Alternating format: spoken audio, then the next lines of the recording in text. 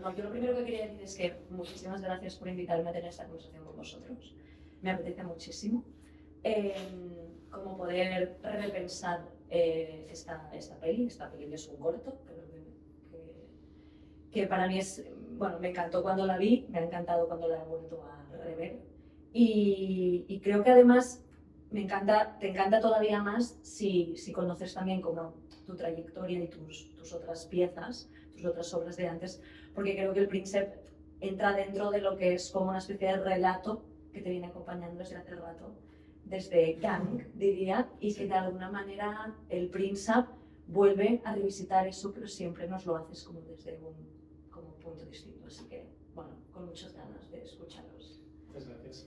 Y a hilo de esto, lo primero que quería como pensar con vosotros y compartir es el tema, ¿no? O sea, de qué trata el Príncipe, que digamos que tengo la impresión cuando la veo que lo que flota por encima o lo que más ha traslucido es como esta cosa sobre la corrupción, sobre el privilegio, que efectivamente van muy ligados, o sobre la masculinidad, que es un tema que sí que atraviesa este relato que decíamos tú y yo, Alex.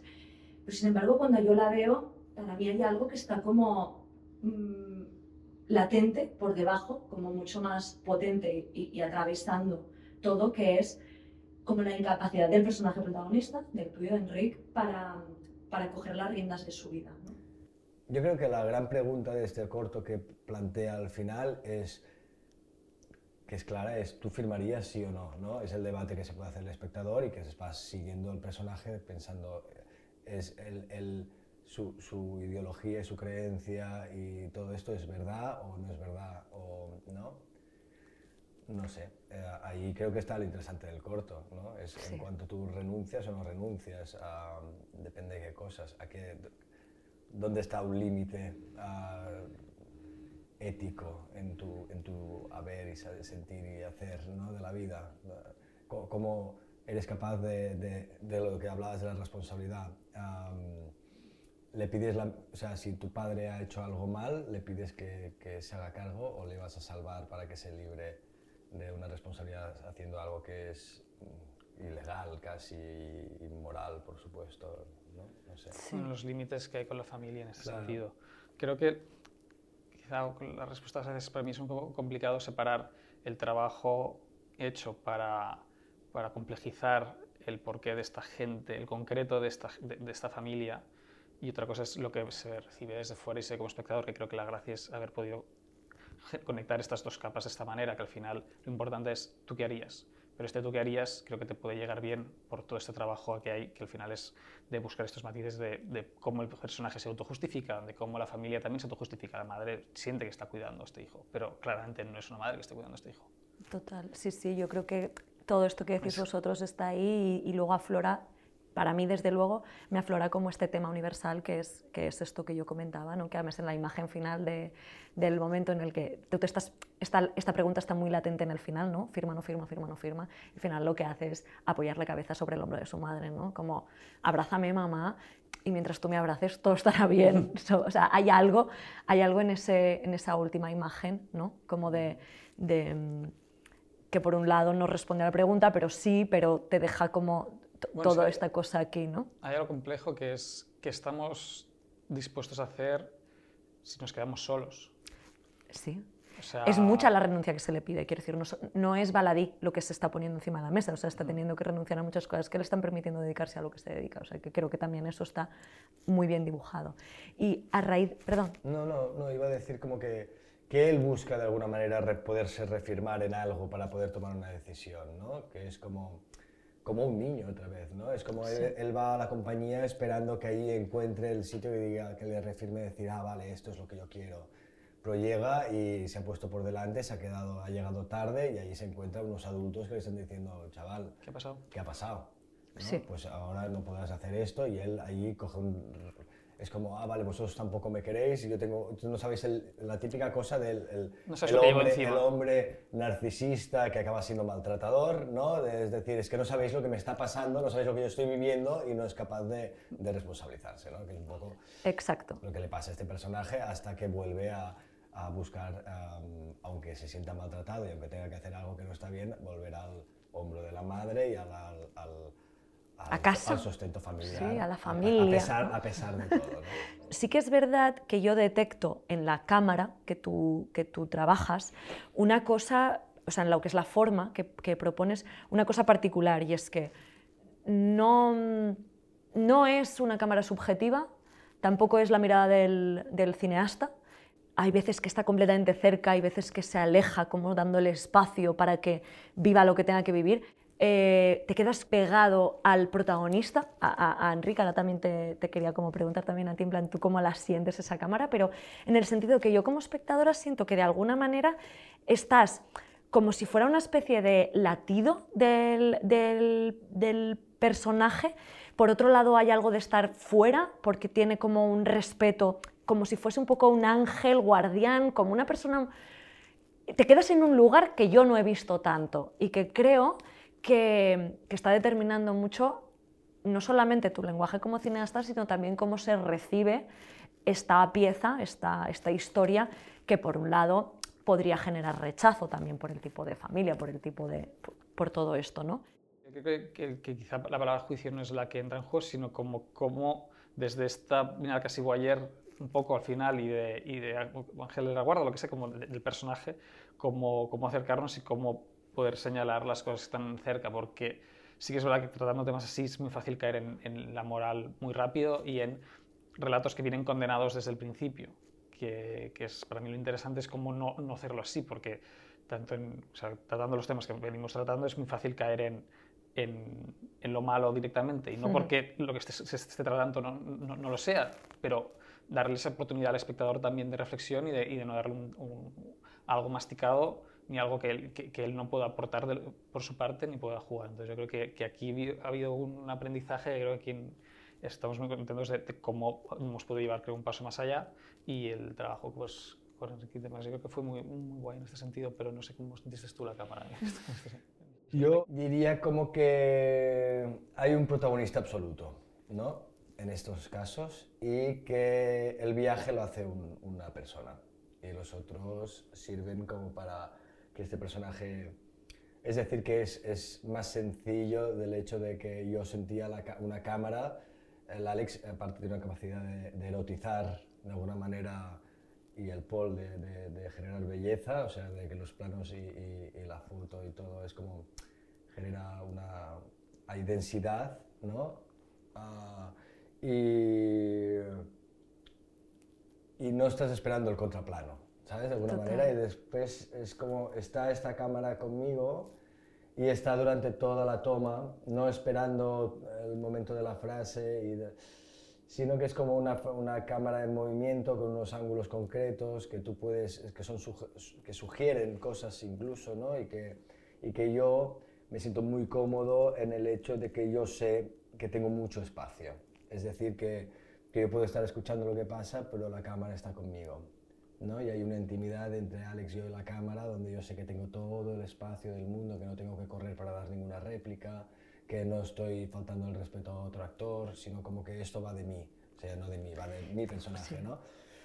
Y ahí hay como un tempo gustoso, como de que yo puedo ir viviendo eso, y Alex tiene todo el plano de toda la escucha, de toda la reacción, y luego él es muy sensible cogiendo los buenos momentos y las cosas que sirven para la historia, ¿no? Y creo que también Alex propone un viaje que... Hay algo en la mirada, ¿no? Hay algo en esa... en la mirada y en la sensibilidad en que se cuenta esto, creo, desde el punto de vista de Alex sobre todo, y después de la confianza que él me hace en mí. Creo que Alex y yo trabajamos juntos porque tenemos un nivel de sensibilidad parecido, y él confía mucho en mí y yo confío mucho en él. Y él a veces me dirige, a veces yo le puedo decir, probemos esto también. A lo mejor Alex no ha visto este punto de vista que yo le estoy dando, a veces yo me sorprendo de que, vale, claro, no había llegado allí, ¿no?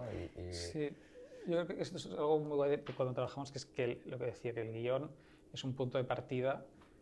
Yo siempre me acabo olvidando un poco del guión una vez llegamos a rodaje. No es que me olvide en plan de igual, sino que casi no lo tengo controlando el texto que se dice y demás, sino que para mí se hace real cuando empezamos a trabajar con Enrico y con el resto de actores, es cuando se crea de verdad. Y si lo lees tal cual, es como hasta sorprende, porque en este caso también creo que nunca habíamos escrito algo tan de trama o tan estructurado, tan ¿no? estructurado, que fuese jugar casi un género concreto, que ha sido un thriller. Y entonces, claro, lo lees y casi a veces que dices, pues esto es un poco, puede ser hasta naif, ¿no? de cómo funcionan las cosas, pero claro, la clave está en cómo se traslada, en cómo se mira, y en cómo se crea y en la confianza en Enrique, en el resto, en Mona, en David Bert, en Javi Beltrán, Carolina, o sea, la posibilidad de poder crear un elenco que le da vida y que cada uno aporta, porque creo que la clave de esto es cómo se hace el casting, cómo se cierra, que aporta, ¿no? O sea, la decisión del final de que Javi sea tu hermano y que estaba escrito como que al principio Enrique era el mayor y el otro era el menor, pero de golpe Javi es el mayor y de golpe eso cambia también las relaciones, de golpe eso nos da el título, porque ¿qué palabra puede definir al personaje, al hijo de una familia que no es el hereu, que es el mayor, ni es el pequeño ni nada, sino pues el príncipe? También viene un poco de esto, ¿no? Como que hay cosas que se generan en estas búsquedas, que para mí es muy importante cómo el guión se traslada con los actores, porque ahí está la clave de cómo va a poder ser, porque es verdad que cuando lo leíamos hubo mucho trabajo para mí es muy importante poder escuchar el guión de voz de Enrique y del resto. Para mí también esto, Elena, cuando veníais a casa, o sea, estábamos en casa y hacíamos los ensayos, que eran básicamente ir leyendo, y vosotros le hacían un papel y entonces el otro, y de golpe a mí me permitía, era como, no, es esto, y empezaba a reescribir el guión ahí mismo. Para mí esto es muy importante. Y qué diferente es, ¿no? Como cuando haces cine, la importancia del cine, ¿no? Que dices, cuando tú coges y haces un ensayo sin una cámara, sin un encuadre, tiene un sentido absolutamente distinto, ¿sabes? Total. La mirada de eso mismo pasa a ser una cosa a veces insustancial y simplemente lo encuadras en la pantalla de cine y coge otro tipo de intención, ¿no? Por eso decía, ¿no? Como que realmente es una cámara que creo que late, palpita al mismo, como se coordina con el latido de Enrique en este caso, y creo que es algo que lo has venido haciendo en Fuga, en Jafrellat, y recogiendo esto también, y ahora toda la gente que has mencionado, como la última cosa que me apetecía comentar con vosotros es esta idea de equipo, porque creo que además justamente en la pieza el hecho de situar al protagonista en una compañía de danza pone muy en evidencia estás en una situación en la que eso va de todos, no va de uno. Cualquier entorno que dependa de un grupo, un equipo de fútbol o lo que sea, pero dentro de las artes escénicas, por ejemplo, quiero decir, la danza es muy evidente, porque si uno falla, pues falla todo. También comentar con vosotros cómo, sobre todo contigo también, pero cómo funciona tu trabajo en equipo. Si hemos hablado de este tándem que es como tan fuerte entre tú y Paul, creo que también hay otro tándem muy fuerte en tu trabajo que tiene que ver con el montaje y la música o la banda sonora. Creo que hay en interno hay otro anclaje muy fuerte, y creo que ese tándem se ha convertido en un tríptico un poco, ¿no? con Enrique en este caso, y también un poco hablar de eso, de cómo ha sido el trabajo con todos y cómo construyes, o hasta qué punto, pues eso, esto que estabas comentando ahora, ¿no? Contar con Enrique, que es una persona con la que compartes sensibilidad y que además ya has trabajado antes. Y somos primos. Somos primos. ¿Eso ayuda? Bueno, ¿cómo se va armando la familia, ¿no? ¿Cuánto interviene? ¿No te gusta que penetre la sensibilidad de la gente con la que te rodeas? Para mí es básico, porque esto, o sea, viniendo de esto mismo, ¿no? Que somos primos, o sea, somos una familia muy grande, y yo creo que por eso también hay algo de la familia que se cuela en todas las películas que he hecho hasta ahora. Aunque no quiera, acaba saliendo la familia de alguna manera. Y en el equipo, para mí es muy importante sentir que hay esta intimidad, ya sea con gente que lleva años trabajando, como con gente nueva, generar como mucha intimidad, ya sea también esto pues, con el departamento de arte, con vestuario, con generar esta cosa de entender muy bien de dónde vienen, porque al final ponemos mucha cosa nuestra, aunque después en este caso pues la trama se da por otro lado. Mi familia no ha vivido nada de esto, pero al mismo tiempo estoy volcando un montón de cosas para poder ser muy preciso. Para mí el montaje acaba siendo algo bastante importante también, porque quizá porque esto, con los otros cortos y la peli, que es un documental, y los otros cortos también tienen una base como un poco documental en la forma en que se rodaron, de hacer que algo pase y poderlo observar también. Entonces fueron procesos de que las historias se encontraron mucho en la sala de montaje, y de ahí ha habido un aprendizaje. De hecho, bueno, estoy trabajando un poco de montador también, o sea, de haber acabado haciendo tanto estos procesos, es algo que se incorpora mucho, pero en este caso fue muy de la mano. No sé, fue un proceso ágil el de montaje en este caso. Y el de la música también es la que normalmente siempre he trabajado con más músicas diegéticas, más que con banda sonora. Entonces aquí fue muy interesante trabajar con Clara Aguilar, todo el proceso de cómo estamos, ¿no? dónde nos metemos. Empieza con una distorsión que al final es lo que va a estar en la cabeza del personaje. Esto es una idea que al principio la queríamos poner al final, pero decidimos trasladarlo al principio, que empezase con esos acoples, ¿no?